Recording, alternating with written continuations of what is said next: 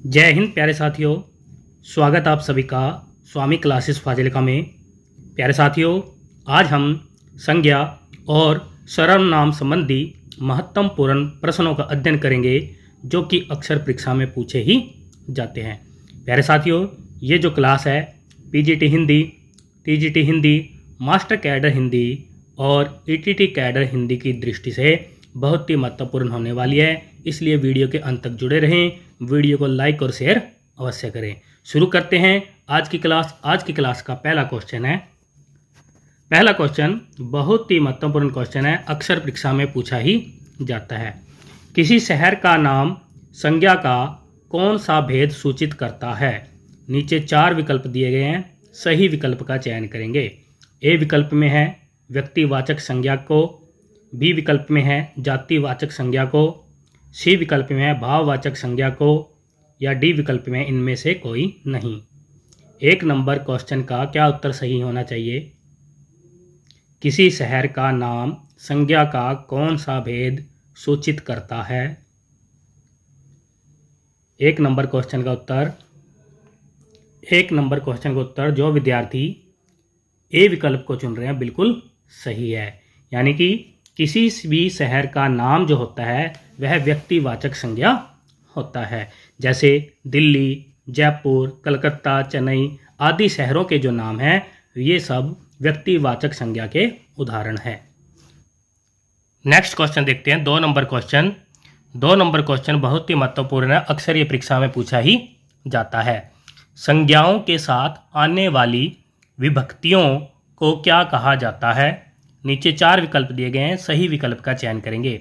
ए विकल्प में है विश्लिष्ट, बी विकल्प में है संश्लिष्ट, सी विकल्प में है उपयुक्त दोनों, या डी विकल्प में इनमें से कोई नहीं। क्या उत्तर सही होना चाहिए 2 नंबर क्वेश्चन का? संज्ञाओं के साथ आने वाली विभक्तियों को क्या कहा जाता है? 2 नंबर क्वेश्चन का उत्तर जो विद्यार्थी ए विकल्प को चुन रहे हैं बिल्कुल सही है। यानी कि संज्ञा शब्दों के साथ जो कारक विभक्ति चिन्ह होती है उन्हें विश्लिष्ट कहा जाता है। और विश्लिष्ट का मतलब क्या होता है, यानी अर्थ क्या होता है, वह अलग करना। यानी कि हम कह सकते हैं कि जो संज्ञा शब्द होते हैं अगर उनके साथ हमने कारक विभक्ति चिन्ह का प्रयोग करना है तो उनको अलग करके लिखा जाता है। नेक्स्ट क्वेश्चन देखते हैं। 3 नंबर क्वेश्चन बहुत ही महत्वपूर्ण क्वेश्चन है, अक्सर ये परीक्षा में पूछा ही जाता है। कल युग में भी हरिश्चंद्रों की कमी नहीं है, इस वाक्य में हरिश्चंद्रों शब्द संज्ञा के किस भेद के अंतर्गत आता है? ए विकल्प में है व्यक्तिवाचक संज्ञा, बी विकल्प में है जातिवाचक संज्ञा, सी विकल्प में है समूहवाचक संज्ञा, डी विकल्प में भाववाचक संज्ञा। 3 नंबर क्वेश्चन का क्या उत्तर सही होना चाहिए? 3 नंबर क्वेश्चन का उत्तर जो विद्यार्थी बी विकल्प को चुन रहे हैं बिल्कुल सही है। यानी कि इस वाक्य में जो हरिश्चंद्र शब्द आया है वह जातिवाचक संज्ञा का उदाहरण है। सभी विद्यार्थी याद कर लेंगे। 3 नंबर क्वेश्चन का सही उत्तर है बी विकल्प। 4 नंबर क्वेश्चन देखेंगे। 4 नंबर क्वेश्चन का उत्तर देंगे। निम्नलिखित में से भाववाचक संज्ञा है। 4 विकल्प दिए गए हैं। ए विकल्प में है दया, बी विकल्प में है चिंता, सी विकल्प में है दास्तव, डी विकल्प में उपयुक्त सभी। 4 नंबर क्वेश्चन का क्या उत्तर सही होना चाहिए? निम्नलिखित में से भाववाचक संज्ञा है। सभी उत्तर देंगे। 4 नंबर क्वेश्चन का उत्तर जो विद्यार्थी डी विकल्प को चुन रहे हैं बिल्कुल सही है। यानी कि ये तीनों जो है भाववाचक संज्ञा के उदाहरण है। दया, चिंता, दास्तव ये तीनों ही भाववाचक संज्ञाएं हैं। नेक्स्ट क्वेश्चन देखते हैं। 5 नंबर क्वेश्चन। 5 नंबर क्वेश्चन में क्या पूछा जा रहा है? राष्ट्रीयता किस प्रकार की संज्ञा है? ए विकल्प में है व्यक्तिवाचक संज्ञा, बी विकल्प में है जातिवाचक संज्ञा, सी विकल्प में भाववाचक संज्ञा, डी विकल्प में इनमें से कोई नहीं। 5 नंबर क्वेश्चन का उत्तर क्या ठीक होना चाहिए? क्या उत्तर सही होना चाहिए 5 नंबर क्वेश्चन का उत्तर? 5 नंबर क्वेश्चन का उत्तर जो विद्यार्थी सी विकल्प को चुन रहे हैं बिल्कुल सही है। यानी कि राष्ट्रीयता जो शब्द है वह भाववाचक संज्ञा का उदाहरण है। नेक्स्ट क्वेश्चन देखते हैं 6 नंबर क्वेश्चन। 6 नंबर क्वेश्चन, ममत्व और मनुष्यता किस प्रकार की संज्ञाएं हैं? ए विकल्प में है व्यक्तिवाचक संज्ञा, बी विकल्प में है जातिवाचक संज्ञा, सी विकल्प में समूहवाचक संज्ञा, डी विकल्प में भाववाचक संज्ञा। 6 नंबर क्वेश्चन का उत्तर क्या ठीक होना चाहिए? ममत्व और मनुष्यता किस प्रकार की संज्ञाएं हैं? 6 नंबर क्वेश्चन का उत्तर जो विद्यार्थी डी विकल्प को चुन रहे हैं बिल्कुल सही है, यानी कि ममत्व और मनुष्यता जो शब्द है वह भाववाचक संज्ञा के उदाहरण हैं। नेक्स्ट क्वेश्चन देखते हैं 7 नंबर क्वेश्चन, फूल किस प्रकार की संज्ञा है? ए विकल्प में है व्यक्तिवाचक संज्ञा, बी विकल्प में है जातिवाचक संज्ञा, सी विकल्प में है द्रव्यवाचक संज्ञा, डी विकल्प में भाववाचक संज्ञा। 7 नंबर क्वेश्चन का क्या उत्तर ठीक होना चाहिए? फूल किस प्रकार की संज्ञा है? Very good. 7 नंबर क्वेश्चन का उत्तर जो विद्यार्थी बी विकल्प को चुन रहे हैं बिल्कुल सही है, यानी फूल जो शब्द है यह एक जाति का सूचक कराता है, यानी कि फूल के अंदर कई प्रकार के फूल आ जाते हैं, इसलिए हम कह सकते हैं कि यह जो है एक जातिवाचक संज्ञा है। नेक्स्ट क्वेश्चन देखते हैं 8 नंबर क्वेश्चन। 8 नंबर क्वेश्चन में हमसे क्या पूछा जा रहा है? अर्थ के आधार पर संज्ञा के कितने भेद हैं? बहुत ही महत्वपूर्ण क्वेश्चन है, अक्सर ये परीक्षा में पूछा ही जाता है। अर्थ के आधार पर संज्ञा के भेद बताने हैं। नीचे 4 विकल्प है। ए विकल्प में है 3, बी विकल्प में है 4, सी विकल्प में है 5, डी विकल्प में है 2। 8 नंबर क्वेश्चन का क्या उत्तर सही होना चाहिए? 8 नंबर क्वेश्चन का उत्तर जो विद्यार्थी सी विकल्प को चुन रहे हैं बिल्कुल सही है, यानी कि अर्थ के आधार पर संज्ञा के 5 भेद माने गए हैं। नेक्स्ट क्वेश्चन देखते हैं। 9 नंबर क्वेश्चन का उत्तर देंगे सभी विद्यार्थी। 9 नंबर क्वेश्चन में क्या पूछा जा रहा है? निम्नलिखित में से कौन सा कथन सही है? नीचे 4 विकल्प दिए गए हैं, सही विकल्प का चयन करेंगे। ए विकल्प में है व्यक्तिवाचक संज्ञा सदैव एक वचन में होती है, बी विकल्प में है जातिवाचक संज्ञा समाप्त नहीं होती है, सी विकल्प में है भाववाचक संज्ञा अदृश्य होती है, डी विकल्प में है उपयुक्त सभी सही है। 9 नंबर क्वेश्चन का उत्तर क्या ठीक होना चाहिए? कौन सा कथन सही होना चाहिए? 9 नंबर क्वेश्चन का उत्तर जो विद्यार्थी डी विकल्प को चुन रहे हैं बिल्कुल सही है, यानी कि यह तीनों जो कथन है बिल्कुल सही है, यानी कि व्यक्तिवाचक संज्ञा सदैव एक वचन में होती है, जातिवाचक संज्ञा समाप्त नहीं होती है, भाववाचक संज्ञा अदृश्य होती है। तीनों ही कथन ठीक है। नेक्स्ट क्वेश्चन देखते हैं 10 नंबर क्वेश्चन। 10 नंबर क्वेश्चन देखो, जवानी और हरियाली शब्द किस प्रकार की संज्ञाएं हैं? नीचे 4 विकल्प दिए गए हैं, सही विकल्प का चयन करेंगे। ए विकल्प में है व्यक्तिवाचक संज्ञा, बी विकल्प में है जातिवाचक संज्ञा, सी विकल्प में है भाववाचक संज्ञा, डी विकल्प में है समूहवाचक संज्ञा। क्या उत्तर सही होना चाहिए? 10 नंबर क्वेश्चन का उत्तर देंगे। 10 नंबर क्वेश्चन का उत्तर जो विद्यार्थी सी विकल्प को चुन रहे हैं बिल्कुल सही है। नेक्स्ट क्वेश्चन देखेंगे। 11 नंबर क्वेश्चन का उत्तर देंगे सभी विद्यार्थी। 11 नंबर क्वेश्चन अक्सर परीक्षा में पूछा ही जाता है। निम्नलिखित में से कौन सा विकारी शब्द है? 4 विकल्प दिए गए हैं, सही विकल्प का चयन करेंगे। ए विकल्प में संज्ञा, बी विकल्प में सर्वनाम, सी विकल्प में उपयुक्त दोनों, डी विकल्प में इनमें से कोई नहीं। क्या उत्तर सही होना चाहिए?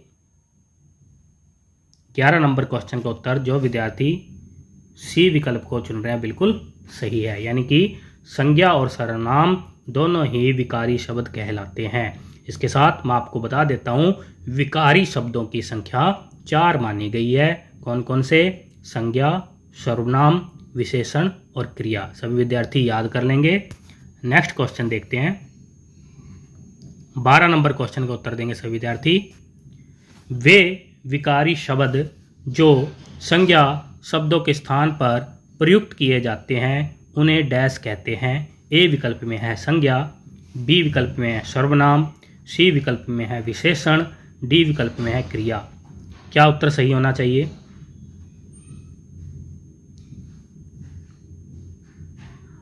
12 नंबर क्वेश्चन का उत्तर, जो विद्यार्थी बी विकल्प को चुन रहे हैं बिल्कुल सही है, यानी कि वे विकारी शब्द जो संज्ञा शब्दों के स्थान पर प्रयोग किए जाते हैं उन्हें सर्वनाम कहते हैं। मैं आपको बता देता हूं कि ये चारों के चारों विकारी शब्द कहलाते हैं। संज्ञा, सर्वनाम, विशेषण और क्रिया, ये विकारी शब्द कहलाते हैं। नेक्स्ट क्वेश्चन देखते हैं। 13 नंबर क्वेश्चन का उत्तर देंगे सभी विद्यार्थी। 13 नंबर क्वेश्चन बहुत ही महत्वपूर्ण क्वेश्चन है। सर्वनाम के भेदों को कितने आधार पर विभाजित किया जाता है? नीचे 4 विकल्प दिए गए हैं, सही विकल्प का चयन करेंगे। ए विकल्प में है 2, बी विकल्प में है 3, सी विकल्प में है 4, डी विकल्प में है 5। 13 नंबर क्वेश्चन का क्या उत्तर सही होना चाहिए? सर्वनाम के भेदों को कितने आधार पर विभाजित किया जाता है? 13 नंबर क्वेश्चन का उत्तर, जो विद्यार्थी ए विकल्प को चुन रहे हैं बिल्कुल सही है, यानी कि सर्वनाम के भेदों को 2 आधार पर विभाजित किया जाता है। 1 नंबर पर है रूप या उत्पत्ति के आधार पर, नंबर 2 पर है प्रयोग या व्याकरण के आधार पर। इन 2 आधारों पर सर्वनाम के भेदों को विभाजित किया जाता है। नेक्स्ट क्वेश्चन देखते हैं। 14 नंबर क्वेश्चन। 14 नंबर क्वेश्चन का उत्तर देंगे सभी विद्यार्थी। रूप या उत्पत्ति के आधार पर सर्वनाम के कितने भेद होते हैं? नीचे 4 विकल्प दिए गए हैं, सही विकल्प का चयन करेंगे। ए विकल्प में है 2, बी विकल्प में है 3, सी विकल्प में है 4, डी विकल्प में है 6। क्या उत्तर सही होना चाहिए? 14 नंबर क्वेश्चन का उत्तर, 14 नंबर क्वेश्चन का उत्तर, जो विद्यार्थी ए विकल्प को चुन रहे हैं बिल्कुल सही है, यानी कि रूप या उत्पत्ति के आधार पर सर्वनाम के 2 भेद माने गए हैं। कौन कौन से? मौलिक और यौगिक। सभी विद्यार्थी याद कर लेंगे। नेक्स्ट क्वेश्चन देखेंगे। 15 नंबर क्वेश्चन। 15 नंबर क्वेश्चन का उत्तर देंगे सभी विद्यार्थी। प्रयोग या व्याकरण के आधार पर सर्वनाम के कितने भेद होते हैं? नीचे 4 विकल्प दिए गए हैं, सही विकल्प का चयन करेंगे। ए विकल्प में है 3, बी विकल्प में है 4, सी विकल्प में है 5, डी विकल्प में है 6। क्या उत्तर सही होना चाहिए? 15 नंबर क्वेश्चन का उत्तर, जो विद्यार्थी डी विकल्प को चुन रहे हैं बिल्कुल सही है, यानी कि प्रयोग या व्याकरण के आधार पर सर्वनाम के 6 भेद होते हैं। कौन कौन से? पुरुषवाचक सर्वनाम, निश्चयवाचक सर्वनाम, अनिश्चयवाचक सर्वनाम, संबंधवाचक सर्वनाम, प्रश्नवाचक सर्वनाम, निजवाचक सर्वनाम। सभी विद्यार्थी याद कर लेंगे। नेक्स्ट क्वेश्चन देखेंगे। 16 नंबर क्वेश्चन का उत्तर देंगे सभी विद्यार्थी। 16 नंबर क्वेश्चन बहुत ही महत्वपूर्ण क्वेश्चन, अक्सर परीक्षा में पूछा ही जाता है। हिंदी में मौलिक सर्वनाम की कितनी संख्या है? 4 विकल्प दिए गए हैं, सही विकल्प का चयन करेंगे। ए विकल्प में 10, बी विकल्प में है 11, सी विकल्प में है 7, डी विकल्प में 8। क्या उत्तर सही होना चाहिए? 16 नंबर क्वेश्चन का उत्तर, जो विद्यार्थी बी विकल्प को चुन रहे हैं बिल्कुल सही है, यानी कि मौलिक सर्वनाम की संख्या 11 मानी जाती है। कौन कौन से? मैं, तुम, आप, वह, यह, जो, सो, कोई, कुछ, कौन और क्या, ये 11 प्रकार के सर्वनाम मौलिक सर्वनाम होते हैं। नेक्स्ट क्वेश्चन देखते हैं। 17 नंबर क्वेश्चन का उत्तर देंगे। श्रोता के लिए किस सर्वनाम का प्रयोग किया जाता है? नीचे 4 विकल्प दिए गए हैं, सही विकल्प का चयन करेंगे। ए विकल्प में है उत्तम पुरुषवाचक सर्वनाम का, बी विकल्प में है मध्यम पुरुषवाचक सर्वनाम का, सी विकल्प में है अन्य पुरुषवाचक सर्वनाम का, डी विकल्प में है उपयुक्त सभी के लिए। क्या उत्तर सही होना चाहिए? 17 नंबर क्वेश्चन का उत्तर, जो विद्यार्थी बी विकल्प को चुन रहे हैं बिल्कुल सही है, यानी श्रोता के लिए मध्यम पुरुषवाचक सर्वनाम का प्रयोग किया जाता है। नेक्स्ट क्वेश्चन देखेंगे। 18 नंबर क्वेश्चन। कोई और कुछ का प्रयोग इनमें से किस सर्वनाम में किया जाता है? नीचे 4 विकल्प दिए गए हैं, सही विकल्प का चयन करेंगे। ए विकल्प में है संबंधवाचक सर्वनाम, बी विकल्प में है निश्चयवाचक सर्वनाम, सी विकल्प में है अनिश्चयवाचक सर्वनाम, डी विकल्प में है निजवाचक सर्वनाम। 18 नंबर क्वेश्चन का क्या उत्तर सही होना चाहिए? कोई और कुछ। क्या उत्तर सही होना चाहिए? 18 नंबर क्वेश्चन का उत्तर जो विद्यार्थी सी विकल्प को चुन रहे हैं बिल्कुल सही है, यानी कि कोई और कुछ जो है यह अनिश्चयवाचक सर्वनाम के उदाहरण हैं। नेक्स्ट क्वेश्चन देखेंगे 19 नंबर क्वेश्चन, जैसा करोगे वैसा भरोगे में कौन सा सर्वनाम है? ए विकल्प में है निश्चयवाचक सर्वनाम, बी विकल्प में है संबंधवाचक सर्वनाम, सी विकल्प में है निजवाचक सर्वनाम, डी विकल्प में है प्रेषणवाचक सर्वनाम। 19 नंबर क्वेश्चन का क्या उत्तर सही होना चाहिए? जैसा करोगे वैसा भरोगे में कौन सा सर्वनाम है? 19 नंबर क्वेश्चन का उत्तर जो विद्यार्थी बी विकल्प को चुन रहे हैं बिल्कुल सही है, यानी कि संबंधवाचक सर्वनाम है।